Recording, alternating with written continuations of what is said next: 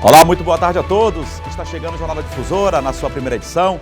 Seguindo aqui com a programação aqui na sua TV Difusora para todo o estado do Maranhão. Agradecendo sempre em nome de toda a equipe, a sua audiência, para você que nos acompanha em qualquer parte do Maranhão. Obrigado pela sua companhia, obrigado pelo carinho da audiência. Hoje a gente vai seguir aqui com o Jornal da Difusora na sua primeira edição, encerrando essa semana, 1h15 da tarde, sempre nesse horário, começando aqui o JD1, debatendo muitos bastidores da política local e também nacional. E você fica muito bem informado, segue muito bem informado aqui na TV Difusora, sempre contando com a participação de jornalistas e também convidados para fazer esse debate conosco. Seja muito bem-vindo e vamos aos destaques de hoje. Transição do governo Bolsonaro para o governo Lula tem início e você vai acompanhar aqui no JD1 as tratativas. A questão econômica em pauta, as promessas de campanha para o próximo governo e o limite de gastos. A política econômica externa e a participação do próximo presidente do Brasil, Lula, em eventos internacionais.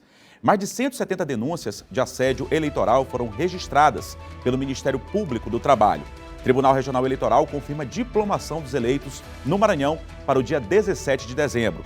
E as especulações envolvendo o nome de Flávio Dino para ocupar algum ministério ou uma vaga no Supremo Tribunal Federal.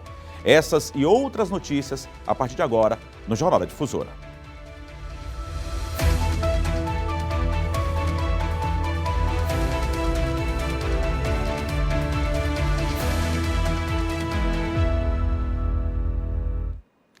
Uma 17, agradecendo sempre o carinho da sua audiência e, claro, essa audiência, a sua companhia, importante também interagir conosco. Vai aparecer o telefone aí para você deixar o seu recado, mandar o seu alô, dizendo de onde você está falando e, claro, também dizer o seu nome. O telefone está aí, é o 98-DDD 991-96-8622, 991-96-8622. A sua participação, a interação com você que nos acompanha todos os dias do outro lado da telinha é super importante, claro, a gente sempre agradece, é sempre muito bem-vinda a sua mensagem, tá ok? 991-96-8622, interaja conosco.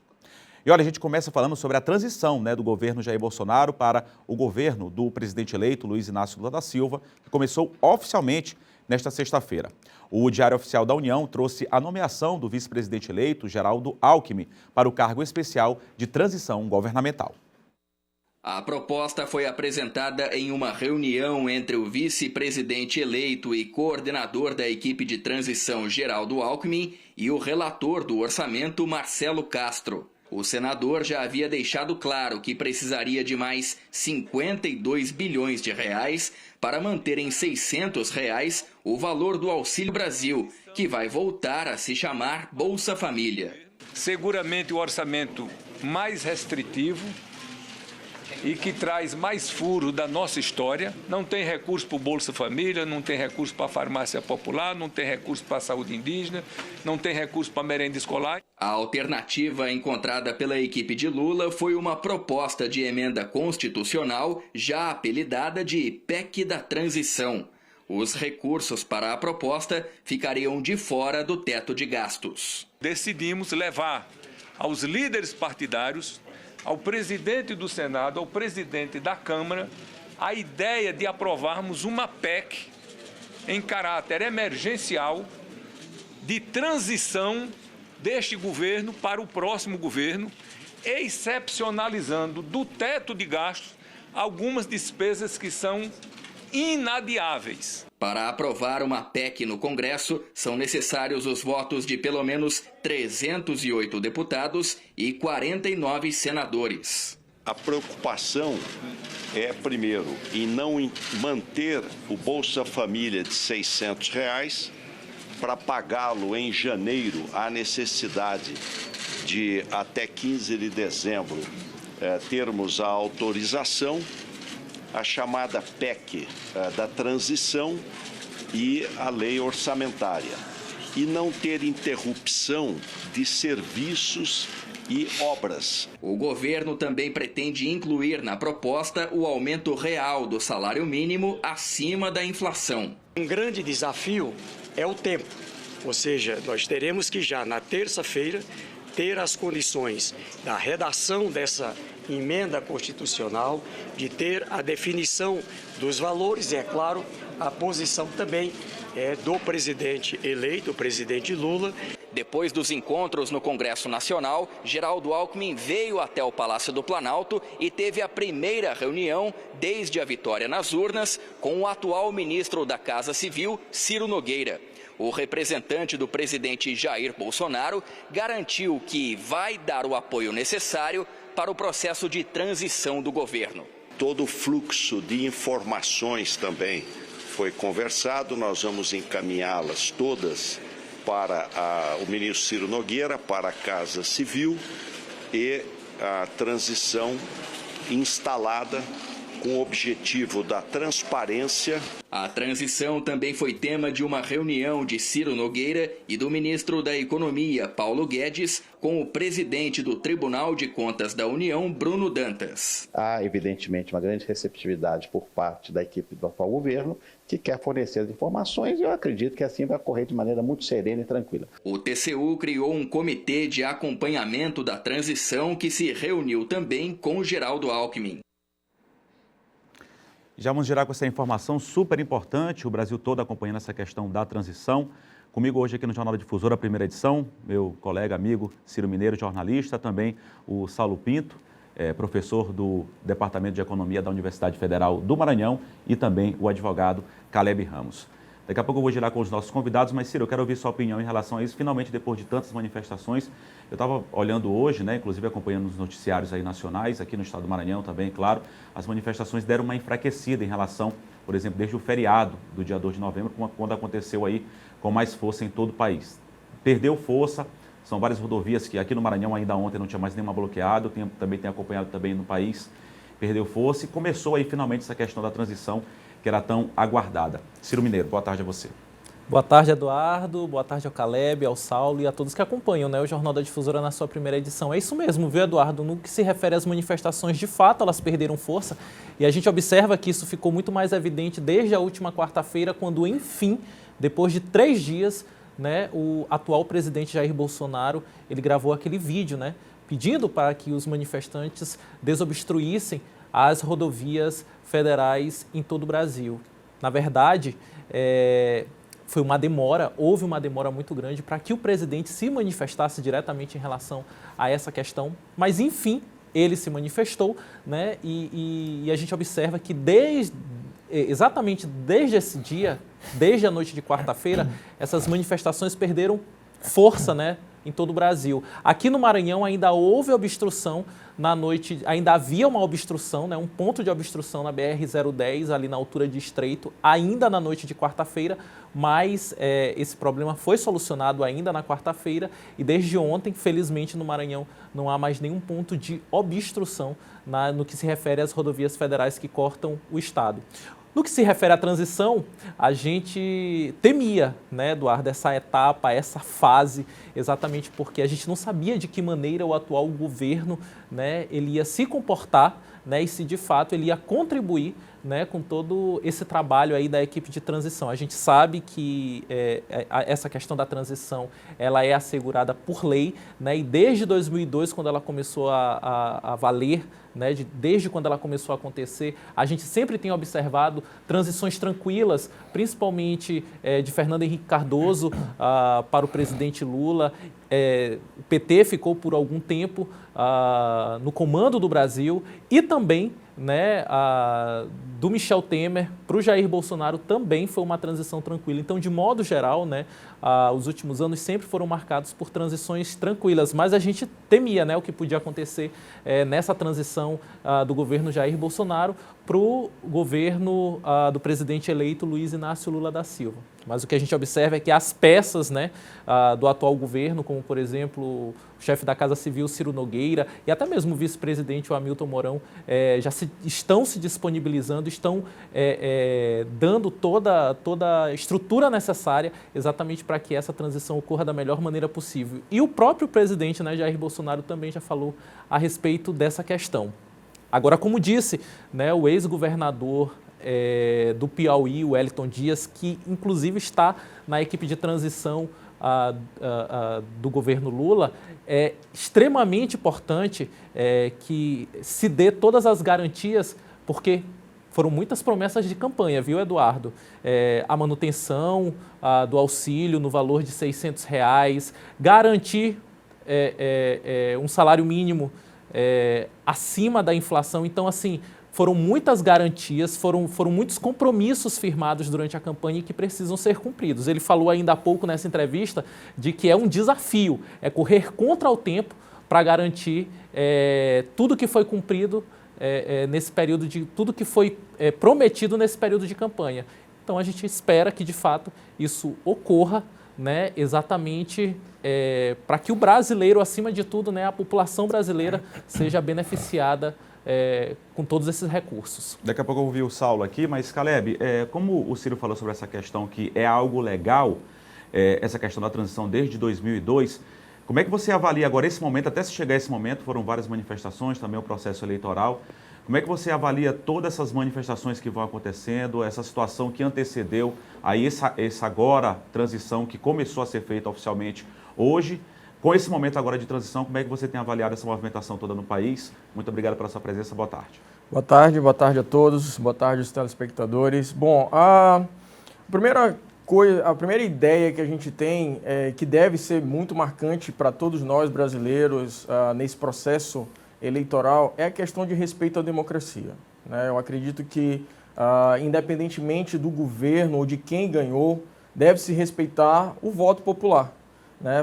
Houve o período aí de campanha eleitoral, todos colocaram suas propostas e decidiu, portanto, o Brasil muito dividido, isso é uma verdade, né?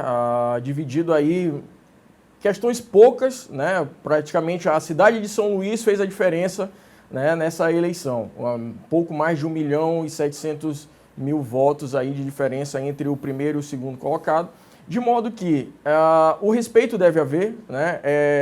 As manifestações no Brasil, isso nunca vai deixar de existir, contudo deve-se ter o respeito, né, aos princípios constitucionais, das garantias constitucionais, como o direito de ir e vir, né? As manifestações de forma geral, por algum momento obstruíram as rodovias federais, né, impedindo aí o fluxo de veículos, impedindo o fluxo de ambulâncias, caminhões com alimentos, mas graças à atuação da polícia, né, e dos órgãos judiciais, houve, portanto, essa desobstrução das vias, e aí, portanto, essas manifestações com certeza continuarão, né, e o que se espera apenas da população é que haja o respeito e que, se quer fazer oposição, que se faça nos moldes que é previsto na lei, nos moldes que é previsto na Constituição, que é toda a liberdade que nós temos, né, de expressão, a liberdade de dizer o que pensa, a liberdade de ir e vir, de falar o que quer,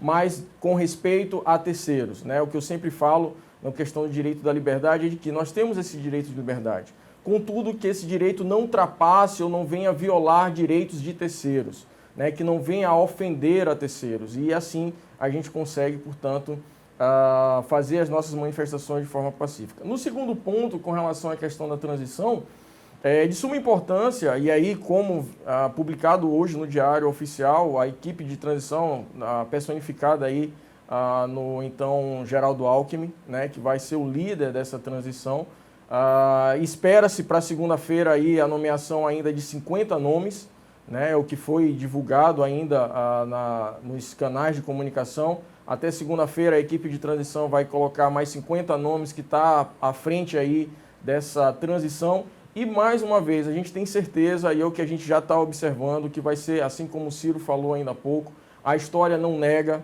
né, as transições dos poderes sempre foram de formas pacíficas, né, e aí, ano que vem, quem for de oposição, que faça o seu papel de oposição, quem for, né, do lado do governo, que faça o seu papel, e o que a gente espera enquanto população é o melhor para nós. Claro que essa questão da PEC de transição, enfim, como o Ciro também falou, foram muitas propostas feitas pelo então presidente eleito Luiz Inácio Lula da Silva. Contudo, não deve se esquecer que ele tem 4 anos, né, e o que a gente espera é que não haja aí uma irresponsabilidade fiscal, né, que não haja comprometimento dos gastos públicos e aí, consequentemente, um déficit de forma geral no orçamento brasileiro, e isso, consequência, vai vir lá na frente para nós aqui embaixo.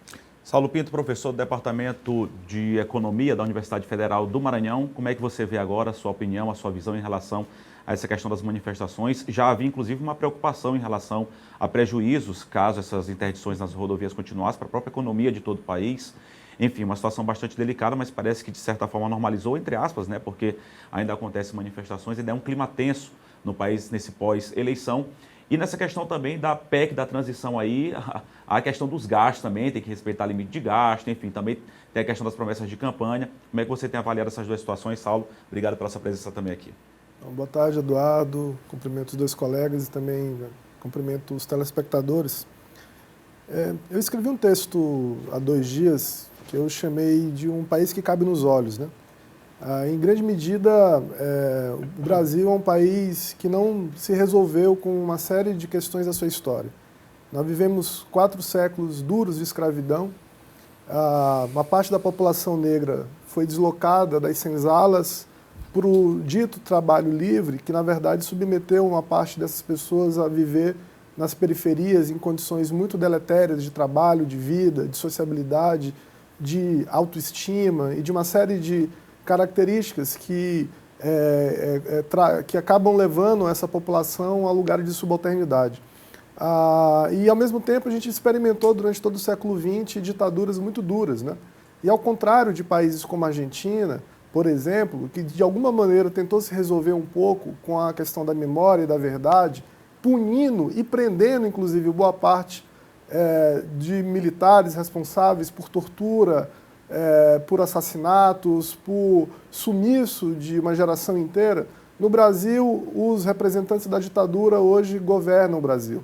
Os representantes da ditadura, uma parte deles, inclusive, deu apoio à sustentação do golpe que foi dado contra o governo da Dilma, que levou o Michel Temer à presidência do país e, em seguida, preparou a eleição do Bolsonaro. Então, não dá para discutir o que a gente experimenta hoje no Brasil sem espelhar um pouco com a história recente do Brasil. E por essa razão é que as manifestações pós-domingo, elas representam o que foi o governo Bolsonaro, um governo ilegal, um governo que cometeu ilegalidades das mais diversas ordens, inclusive tentando alterar cláusulas pétreas da Constituição, um governo que desrespeitou uma parte importante da população brasileira, como as mulheres, quando fez chacota com estupro, quando agiu, inclusive, com um comportamento pedófilo que precisa ser investigado pelas autoridades, porque ele cometeu o ato num cargo, né, no exercício do cargo da presidência da República, há liturgia do cargo e há responsabilidades que o cargo da presidência da República ela implica a um presidente. Ele fez chacota e agiu de maneira bastante desrespeitosa com negros e com nordestinos e continua a fazer isso. Ele agiu de maneira desrespeitosa e incendiando a violência contra a população LGBTQIA+, à medida em que ele tentou inflar um discurso completamente descompensado e descontextualizado na conjuntura do mundo, no que diz respeito a direitos reprodutivos e a questões da orientação sexual, aí da liberdade individual, já que você fala tanto em liberdade, em liberalismo, faz parte da liberdade individual o indivíduo adotar a sua escolha, a sua orientação conforme seus próprios juízos e as suas próprias faculdades. Então, os manifestantes que hoje estão nas ruas não podem ser caracterizados como manifestantes, como Bolsonaro tenta classificar. Na verdade, os manifestantes, entre aspas, eles são criminosos, porque eles estão interpondo, inclusive, decisão judicial que foi expedida pelo Supremo Tribunal Federal.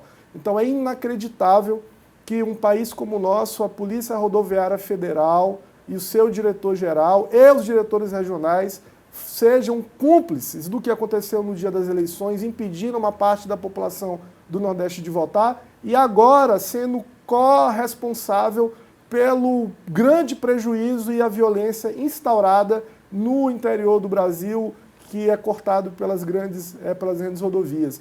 À medida em que a Polícia Federal, a Rodoviária Federal, já deveria ter desbloqueado as rodovias, porque assim ela faz quando os professores estão em greve, assim ela faz quando o MST está fazendo algum tipo de mobilização no interior, assim ela faz em São Paulo quando o MTST ocupa espaços urbanos na luta por moradia, assim ela faz quando os indígenas aqui na região de Barra do Corda também estão enfrentando madeireiros e grileiros de terra, e assim ela deveria fazer quando esses criminosos incendiados, né, impulsionados pelo atual presidente da República, desrespeitam o resultado de uma eleição democrática, uma eleição que elegeu por maioria de votos o presidente Lula, e o governo Bolsonaro, infelizmente, adota esse tipo de comportamento. Em relação à transição, eu acho que é uma transição que vai ser difícil, independente de qualquer circunstância, de melhoramento das relações que podem estar sendo estabelecidas pelo papel que o Ciro Nogueira e também os representantes das duas casas legislativas maiores têm adotado, principalmente porque o governo Lula, que vai assumir em janeiro, está tentando ser colonizado. Em que sentido? Se fala muito em responsabilidade fiscal, se fala muito em responsabilidade em teto de gastos, mas, na verdade, o governo Bolsonaro, o teto de gastos públicos, ele não existe, ele só existe como uma peça morta.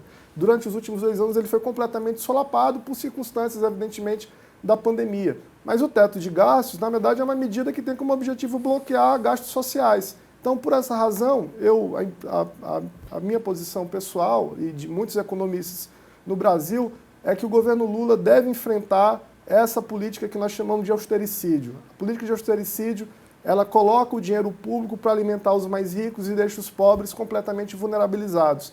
Eu acho que o Lula está certo em tentar ter uma PEC da transição para começar furando o teto de gastos e tentar ter, de maneira permanente, auxílio financeiro discricionário para a população mais pobre, mas também, ao mesmo tempo, o governo Lula precisa discutir com seriedade qual é o papel da lei de responsabilidade fiscal. Na verdade, eu acho que o governo Lula precisa discutir de maneira politizada com a população, e eu particularmente defendo que essa lei ela seja completamente relativizada, enfrentada, inclusive, politicamente e do ponto de vista institucional, porque o nosso povo está esfomeado, está com fome, está desempregado, há um processo de inflacionário brutal no Brasil e há um aprisionamento da política de preços, por exemplo, dos combustíveis, que foi levada ao cabo pelo governo Temer, que desindexou o preço dos combustíveis e jogou para a flutuação do mercado internacional. É óbvio que isso não pode dar certo em um país que metade da população vive em condições completamente indignas quando a gente pega qualquer parâmetro internacional de bem-estar social. Só rapidamente, Ciro, vou já acionar o Ciro aqui, que ele se manifestou querendo falar. Lembrando que isso aqui não é um debate eleitoral, mas eu vou já passar a palavra para você, Ciro. Só para falar sobre o Twitter que foi concedido aí pelo senador eleito também, assim como o Wellington Dias, que o Ciro colocou aqui, que está nessa equipe de transição, foi eleito pelo Rio Grande do Sul e é vice-presidente ainda, vice-presidente do Jair Bolsonaro e vice-presidente da República. Ele tuitou a respeito dessa questão da PEC da transição. O vice-presidente, como eu disse, agora eleito senador pelo Rio Grande do Sul, o general Hamilton Mourão, ele criticou a proposta do próximo governo do presidente Lula. A gente acompanha aqui agora nas redes sociais, ele coloca o seguinte, que o futuro governo do Lula, né, inclusive marcou o presidente Lula, presidente eleito, está negociando com o Congresso um rombo de 200 bilhões no orçamento de 2023, ou seja, zero compromisso com o equilíbrio fiscal. O resultado será aumento da dívida, inflação e desvalorização do real, onde estão os críticos. Inclusive, deu uma cutucada aí também nas pessoas, enfim, dos eleitores, apoiadores do próximo presidente eleito, Lula. Ciro. O meu questionamento, inclusive, Eduardo, é para o Saulo, né? Falando ainda dessa questão das contas, né? A responsabilidade que se deve ter, principalmente um cuidado com o equilíbrio fiscal. Saulo, na tua avaliação, na tua opinião, o governo Lula vai enfrentar muita dificuldade exatamente, principalmente nesse primeiro ano de mandato, exatamente para garantir esse equilíbrio fiscal e garantir, né, todos esses benefícios à população? Só rapidamente, Saulo, vou levantar aqui alguns números, porque claro que essa questão do teto também tem que ser levada aí em conta. É para ser levado, na verdade, não só pelo presidente eleito Lula, deveria ser levado em conta pelo presidente Bolsonaro, pelo Congresso Nacional, isso tem que ser levado em conta, obviamente. Para se manter os R$600 mensais, por exemplo, há um gasto aí de mais de 52 bilhões de reais para o país. A se manter os R$150 que foi ofertado pelo presidente eleito Lula, de R$150 para mães com crianças até 6 anos, e isso onerar em 18 bilhões. Numa perspectiva mais otimista, pelo menos 11 bilhões, a depender desse formato de implementação. E aí, assim, a gente está falando de valores altíssimos, que na verdade iria pesar no orçamento da União e que iria, de repente, bater nesse teto de gasto ou até extrapolar, que deve ser levado também em conta. Então, pensando nisso, também, claro, na proposta de campanha, avaliar a situação dos mais humildes do país, que vive numa situação delicada, e nessa questão, de qualquer forma, do teto de gasto. Como saber mensurar isso aí, como saber equilibrar essas contas para não pesar tanto para a inflação do país, como para atender os anseios da população, Saulo, também. E, Saulo, só para finalizar também esse questionamento, é só para que você comentasse também que esse valor do auxílio de R$600, ele não estava previsto, né, em 2023. Ou seja, toda essa discussão, principalmente em relação ao auxílio, a concessão desse auxílio de R$600, é porque ele não estava previsto no orçamento de 2023, não é isso? Sim, não. Eu acho que o grande desafio do governo é tentar reverter a situação socioeconômica que a gente vive no Brasil. Para mim, esse é o maior desafio do governo, porque nós estamos falando de praticamente 6 anos de aprofundamento de uma política de austericídio que todos os parâmetros internacionais, todo o debate acadêmico, inclusive internacional, vai de encontro a essas medidas adotadas desde da famigerada Ponte para o Futuro, né? Vocês devem lembrar desse documento elaborado pelo governo Temer.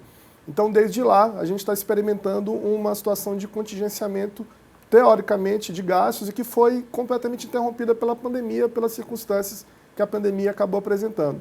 Então, eu acho que o debate central é esse aqui. Agora, a gente não está considerando outros mecanismos fundamentais que poderiam entrar na discussão do gasto pelo gasto. Ou seja, jogar 20 bilhões ou 30 bilhões na economia, ele tem um efeito multiplicador absolutamente extraordinário do ponto de vista de consumo, de circulação de renda e da capacidade que esse efeito tem, o que um economista clássico, né, social-democrata, chamava de efeito multiplicador.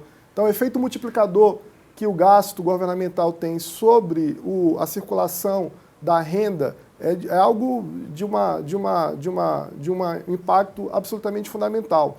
Um outro mecanismo importante, eu acho que esse é um desafio maior, Ciro, que o governo vai ter, é enfrentar o problema tributário brasileiro. Nós estamos diante de uma estrutura tributária bastante desigual e a gente precisa ter uma estrutura tributária que seja um escalonamento de tributos de maneira progressiva. A gente precisa discutir no Brasil tributação de juros, de dividendos e de patrimônio.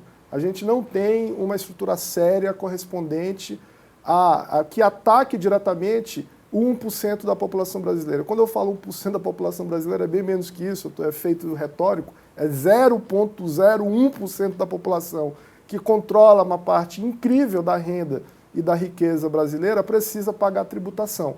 E por isso que a proposta, por exemplo, de imposto de renda, de tributar os 5 mil, ela também não resolve. Sabe por que ela não resolve? Porque ela vai ser um pouco injusta.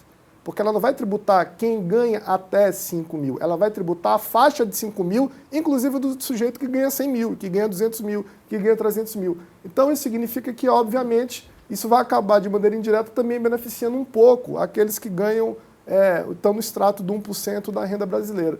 Então, eu acho que é óbvio que a questão da responsabilidade fiscal é um tema, inclusive, legal, né? Não é um tema informal, não é um debate político apenas. Há legislação própria e há deliberação, né, dentro do Congresso Nacional sobre isso, mas a minha opinião é que isso também precisa ser enfrentado. A gente, de alguma maneira, no Brasil, incorporou alguns dogmas, algumas ideologias que são pouquíssimo científicas. Eu, por exemplo, convoco qualquer economista, qualquer outro profissional, jornalista, que comprove que a austeridade fiscal ela é uma equação ou uma igualdade de crescimento econômico sustentado com distribuição de renda. Isso não aconteceu em nenhum lugar do mundo e não vai acontecer, ainda mais em um país como o Brasil, que é completamente desmantelado por desigualdades e assimetrias, que obviamente não foram inventadas por Bolsonaro, não foram inventadas por Michel Temer, mas que nestes 2 governos elas foram aprofundadas à medida que esses governos governaram fundamentalmente para os ricos. Eu acho que, fundamentalmente, a gente precisa ter um governo que governe para os pobres.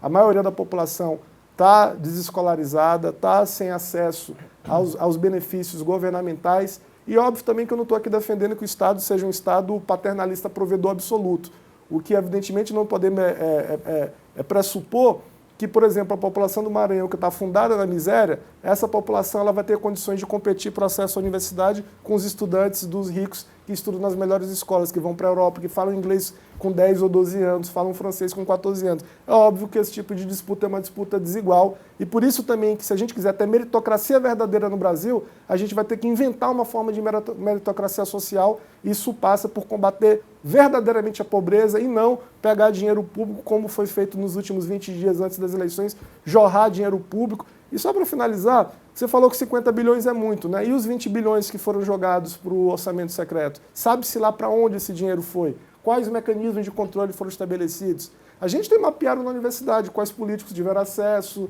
onde isso foi despendido, e numa parte importante do orçamento secreto para a saúde, para comprar dentadura que dava 3 vezes, 4 vezes a quantidade da população de um município. É óbvio que isso é um escândalo, é óbvio que isso tem que ser objeto de investigação e é óbvio que a gente tem que investigar e punir nos rigores da lei, porque eu defendo a Constituição, eu sou republicano e eu defendo que nos rigores da lei, nos rigores da República, os responsáveis sejam devidamente responsabilizados pelos crimes que cometeram até agora. A gente volta já a debater, tem esses assuntos também. Quando eu falava também de 50 bilhões, saldo de 52 bilhões, é pensando também na questão do teto de gasto. Obviamente é uma cifra também altíssima, mas a gente volta já a debater aqui mais assuntos envolvendo, claro, a economia e envolvendo essa perspectiva já do próximo mandato e também esse restante de ano, obviamente, aqui no JD, primeira edição. Agora a Fiat Revemar tem um recado para você. Olá pessoal, eu me chamo Fred, sou gerente comercial da Fiat Revemar Holandeses e quero apresentar um pouquinho da nossa loja para você. Aqui na Revemar, você dispõe de uma equipe especializada capaz de realizar o seu sonho de adquirir seu Fiat 0 km. Seja ela no showroom ou em vendas diretas, aquela que você compra via CNPJ, produtor rural ou PCD. Aqui na Revemar temos todos os modelos à pronta entrega, inclusive o Fiat Pulse, o carro do ano eleito pela revista Auto Esporte. Na nossa oficina, temos equipamentos modernos e mecânicos altamente qualificados. E sabe onde fica a nossa loja? Localizada na Avenida dos Holandeses, número 22, próximo ao Golden Shopping. Lembrando que também você pode nos encontrar em nossas redes sociais ou em nosso site. Vem para Fiat Revemar, que com essa equipe você vai fechar o melhor negócio da sua vida. E daqui a pouco a gente volta no Jornal da Difusora na sua primeira edição. A seguir, a gente vai continuar girando aqui com mais informação e também tem as notícias do interior do estado. A gente volta já.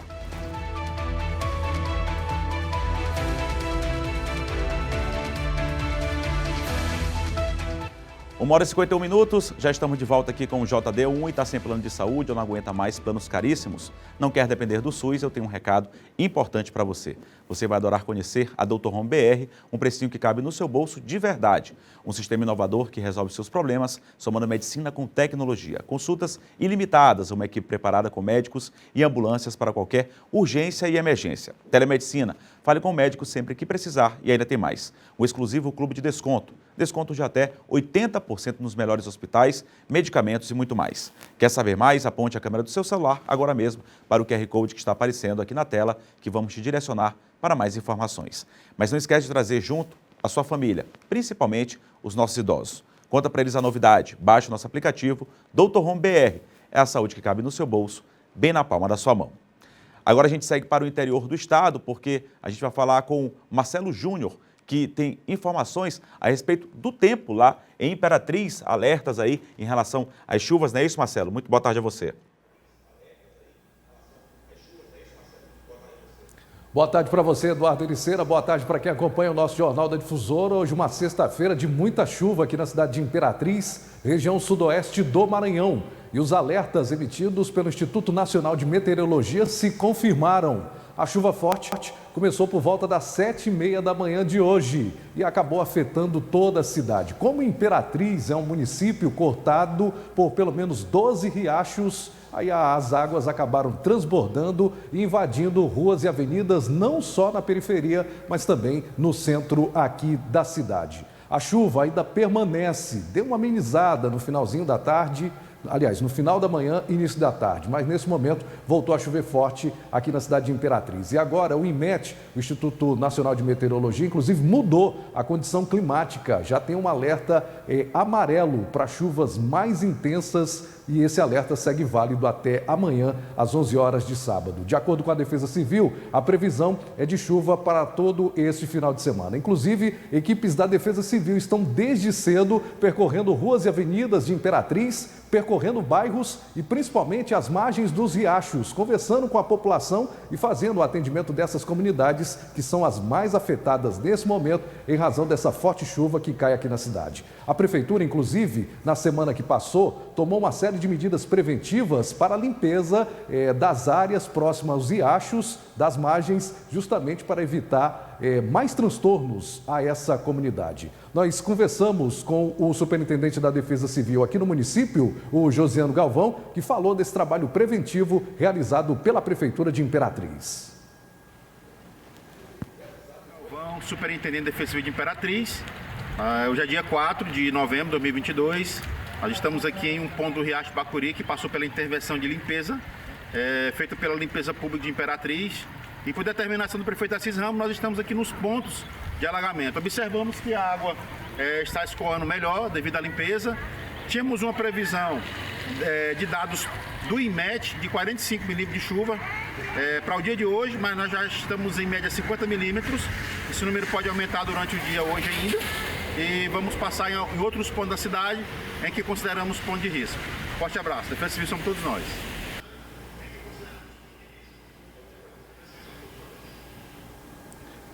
Então esta é a situação de momento aqui na cidade de Imperatriz, o segundo maior município do Maranhão. Forte chuva aqui no município e a tendência é que isso continue ocorrendo durante todo o final de semana. Há pelo menos 15 dias o município foi extremamente impactado com uma chuva de granizo que provocou transtornos em vários pontos aqui da cidade. Eu volto com você, Eduardo Ericeira. Obrigado, Marcelo. TV Difusora Sul segue acompanhando a situação e trazendo clara informação para todo o estado. Bom fim de semana a todos em Imperatriz. E segue até o dia 30 de novembro a campanha de vacinação bovina contra a febre aftosa. As informações ao vivo agora de Caxias com o José Carlos, que participa ao vivo conosco. Olá, Zé Carlos, boa tarde a você. Olá, Zé Carlos, boa tarde a você. Boa tarde, Eduardo, e boa tarde a todos que acompanham o Jornal da Difusora. Olha só, aqui na região são 88 mil animais, sendo que só em Caxias são 18 mil. A gente ouviu a gestora da AGED aqui em Caxias sobre essa campanha de vacinação contra a febre aftosa. Vamos ouvir. Apesar de não ser considerada uma zoonose de importância, mas ela traz um risco para a economia do estado, para a economia do país. Então, quanto mais o pecuarista, o criador, ele trabalhar em conjunto com as agências e vacinar seus animais dentro dos prazos estabelecidos pela legislação, melhor para a economia e, consequentemente, melhor para todo mundo. A segunda etapa, ela teve início agora no dia 1º de novembro e ela vai até o dia 30 para a compra da vacina. Então, o criador ele tem 30 dias para comprar essa vacina e vacinar. E ele tem ainda 15 dias do mês de dezembro para comprovar a vacinação no escritório da AGED, onde a sua propriedade está cadastrada. Então, é muito importante comprar a vacina e vacinar, mas também comprovar a vacinação no escritório. É isso, é bom para a economia, é bom para a saúde do rebanho e para a saúde da gente que consome a carne bovina, o leite, os laticínios em geral. Eduardo, é com você. Bom final de semana. Obrigado, Zé Carlos. Super importante para todos nós. Bom fim de semana para você, Zé Carlos, a todo em Caxias e região. Agora Imperatriz e Caxias seguem com sua programação local.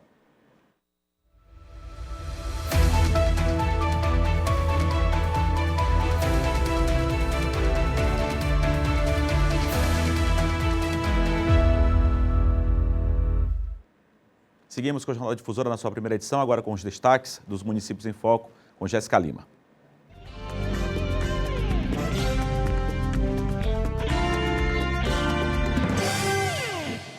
Olá, boa tarde. A Prefeitura de Pedreiras investe na recuperação das estradas vicinais. Eu agradeço a Deus e eles também estão fazendo isso aí por nós aqui. Que nós aqui aí era de jeito assim. Aí hoje agora está aparecendo, está saindo o que nós estávamos esperando, sempre nós esperávamos, uma estrada boa. Gostei muito da prefeita, no momento que ela veio aqui, ela prometeu e cumpriu, está cumprindo.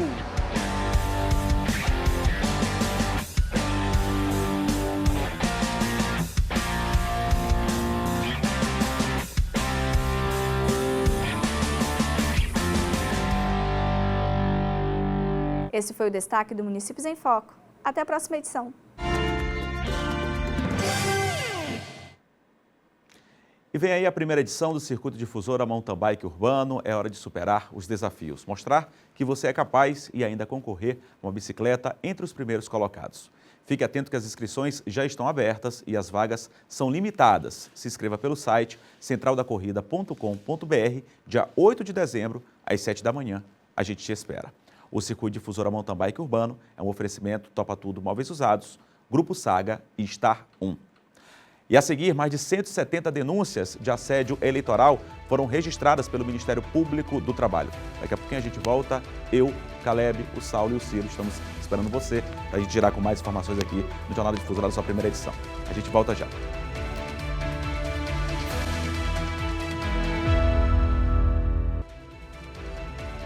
Duas horas e 2 minutos, já estamos de volta aqui com o Jornal da Difusora, nossa primeira edição. Daqui a pouquinho a gente vai girar, claro, com mais informações. Sempre agradecendo o carinho da sua audiência, que você que nos acompanha em todo o estado do Maranhão, Imperatriz e Caxias, seguindo com a sua programação local. Agora eu tenho um recado especial para você que quer aproveitar essa grande oportunidade de morar na região que valoriza na Grande São Luís. O bairro Araçagi, o condomínio Costa Araçagi, vem trazendo para você a chance de morar em um condomínio clube com mais de 12 itens de área de lazer, bem pertinho da praia, com todo o conforto e comodidade para você e sua família. A Anne Ramos tem um recado para você. Olá, sou Anne Ramos, corretora da MR Imobiliária. Estou aqui com uma notícia maravilhosa para você. Já imaginou desfrutar da área de lazer junto com o seu filho? É isso que temos aqui no Costa Araçagi. Temos aqui um campo de futebol para você bater aquela pelada na quarta-feira ou então no sábado e juntamente com a sua família e os seus filhos. Tem o playground do lado e a churrasqueira. Nada mais justo do que compartilhar o final de semana em família. Olha, e para você que entrar em contato comigo pelo WhatsApp hoje, vai ter ITBI registro gratuito. Isso mesmo. Além disso, parcelamento facilitado junto à construtora. Então vem comigo, saia do aluguel, vem morar no Costa Araçagi. O melhor de tudo é que ele já está prontinho para morar e com entrada facilitada e condições especiais para você realizar seu sonho de morar bem. Quer mais? ITBI registro inteiramente grátis. Siga o Instagram, @costa.araçagi e agende sua visita agora mesmo pelo WhatsApp, 98 é o DDD, 991090335 ou então 991884845.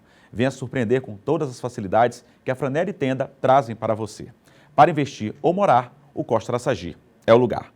Recado dado, a gente segue com informação aqui no JD1, porque o Ministério Público do Trabalho já registrou 173 denúncias de assédio eleitoral nas eleições de 2022. O assédio eleitoral é crime e acontece quando o empregador age para coagir, ameaçar ou prometer benefícios para que o funcionário vote em determinado candidato. O Ministério Público do Trabalho já registrou 173 denúncias de assédio eleitoral nas eleições de 2022. O assédio eleitoral é crime e ocorre quando o empregador age para coagir, ameaçar ou promete benefícios para que alguém vote em determinado candidato. O empregado, por exemplo. O estado que lidera o número de denúncias é o Rio Grande do Sul, com 30 ao todo, seguido de perto pelo Paraná e Santa Catarina. Todos da região sul. Na sequência vem São Paulo, Minas Gerais e Rio de Janeiro. No Maranhão, já foram registradas 4 denúncias. Nesse sentido, existe o Ministério Público do Trabalho, o MPT, que fiscaliza e tende a denunciar e punir essas questões relacionadas a essas situações trabalhistas especificamente. Nós também podemos fazer denúncias no Ministério Público Federal, por se tratar de crime eleitoral, Essa prática de assédio eleitoral, ela é um crime eleitoral prevista no Código Eleitoral, então ela pode ser denunciada diretamente no Ministério Público Eleitoral, Existe também um aplicativo, Pardal, que ele também é voltado para essas denúncias eleitorais, então lá você pode fazer essa denúncia de modo online, assim como também no site do Ministério Público do Trabalho também você pode fazer essa denúncia online, E nesses órgãos também tem disponíveis as ouvidorias, que também são os canais para fazer essas denúncias de modo remoto. O advogado ainda explica sobre as possíveis penalidades que empresas ou mesmo pessoas físicas estão sujeitas ao cometer o crime de assédio eleitoral. No caso de empresas, a questão vai ser julgada no âmbito da Justiça do Trabalho, né? Isso seja uma falta grave do empregador, né? Isso pode levar ao empregado requisitar perante a Justiça a rescisão indireta do seu contrato de trabalho e pleitear também danos morais por se tratar de uma prática abusiva do empregador, né? Em se tratando das pessoas físicas, por se tratar de um crime eleitoral, ela pode responder até por 4 anos, né, de reclusão, né? Se trata de um crime previsto na Justiça Eleitoral, né, no Código Eleitoral, então essas podem ser as punições que podem ser aplicadas.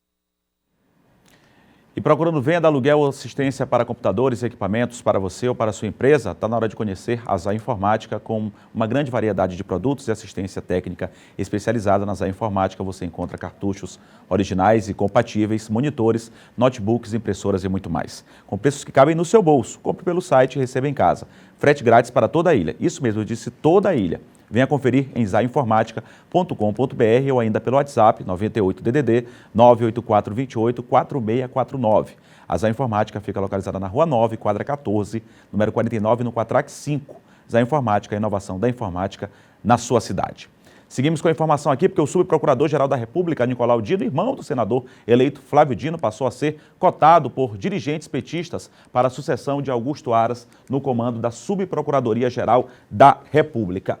E informações também repassadas hoje pela mídia nacional apontam o senador eleito Flávio Dino como um dos cotados para assumir uma vaga no Supremo Tribunal Federal. Caleb, eu vou com você. Como é que você avalia essa situação? Tem o Nicolau Dino aí que pode assumir a Procuradoria-Geral da República, também o Flávio Dino, segundo a mídia nacional. O Lula já tinha declarado, quando veio aqui ainda na campanha do primeiro turno, colocou aí o Dino como possível ocupante aí de algum ministério, foi o próprio Lula que colocou, e agora a mídia nacional traz também ele sendo apontado como possível candidato aí a ocupar uma cadeira no Supremo Tribunal Federal. Como é que você tem avaliado essa situação?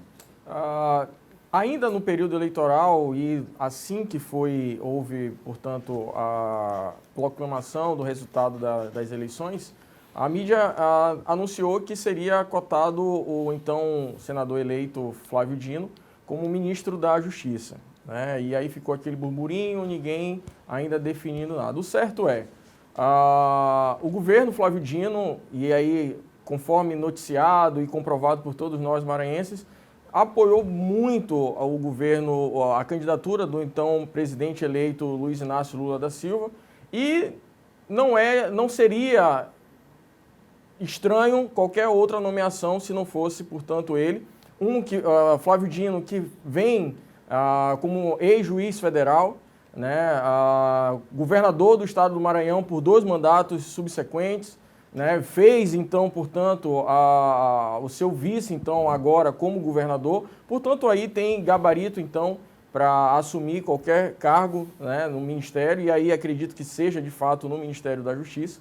E, então, o seu irmão, né, o Flávio Dino, a gente acredita aí, o próximo pleito aí tem 2 vagas no Supremo Tribunal Federal e seria, portanto, também uma das possibilidades, talvez, para ocupar o Supremo Tribunal Federal. De todo modo, a minha avaliação é de que, com relação à tecnicidade, né, todos os dois têm gabarito para isso, têm competência para isso e acredito que farão aí um excelente trabalho em qualquer um dos lugares que serão, portanto, nomeados. Agora, claro que isso é uma especulação, agora, ao meu ver, fica, de certa forma, cria um empecilho, né? Porque se, por exemplo, o Nicolau Dino for aí para a Procuradoria-Geral da República, eu acho que causa digamos que um mal-estar, um empecilho para o Flávio Dino ocupar, por exemplo, uma vaga no Supremo Tribunal Federal. Você não verifica, até porque é da mesma família, e tem que contemplar também outras pessoas, eu vejo assim também, não pela tecnicidade, como você falou, sim, mas pela questão política mesmo da coisa.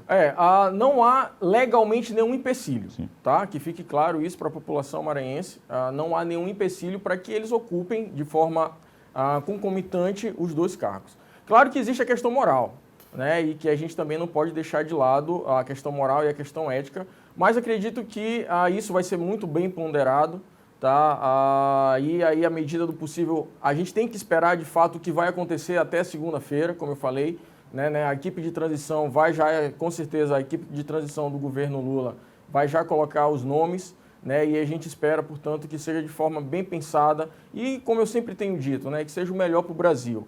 Né? A gente vê o papel importante do ministro do Supremo Tribunal Federal hoje e mais além, né, do Procurador-Geral de Justiça, né, o Procurador-Geral da República, que de fato tem aí um papel super importante no que tange a todos esses processos que vão desencadear, inclusive contra essas denúncias praticadas no governo, então, Bolsonaro.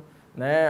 Como o professor Saulo ainda há pouco falou, várias denúncias foram feitas e a lei é para todos. Né? Eu sempre digo que a lei é tanto para a esquerda como para a direita, para o centrão. Eu acho que o que cabe a todos nós brasileiros é agirmos pautados naquilo que a Constituição nos prevê. Fora dali, a gente tem problema e acredito que todos os que cometem esses excessos devem ser punidos ao rigor da lei, independentemente de partido, independentemente de posição, independentemente de classe social.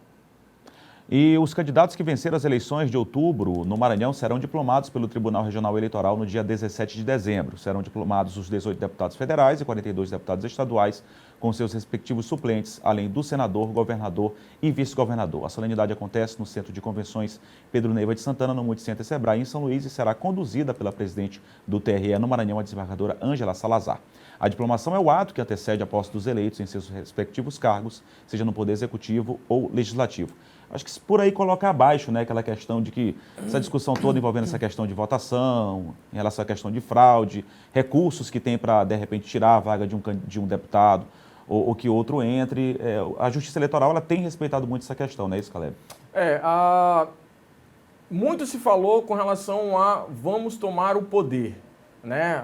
Aqueles que perderam, aqueles que saíram derrotados nas eleições, vamos tomar o poder a qualquer custo.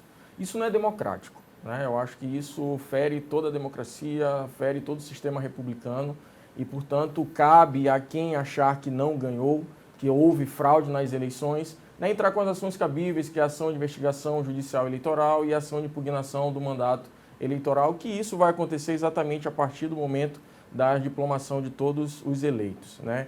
Então, vamos agir, né, com democracia, respeitando o voto popular. Quem tem que ganhar, ganhou. Né? E vamos agora só esperar o melhor para o Brasil, agora então no governo Lula. Eduardo, rapidamente, só para a gente retornar um pouco a essa notícia do Flávio Dino, né? Todas essas especulações em torno do nome de Flávio Dino para assumir, por exemplo, o Ministério, ele vinha sendo cotado inclusive para assumir o Ministério da Justiça, mas isso ainda não foi confirmado.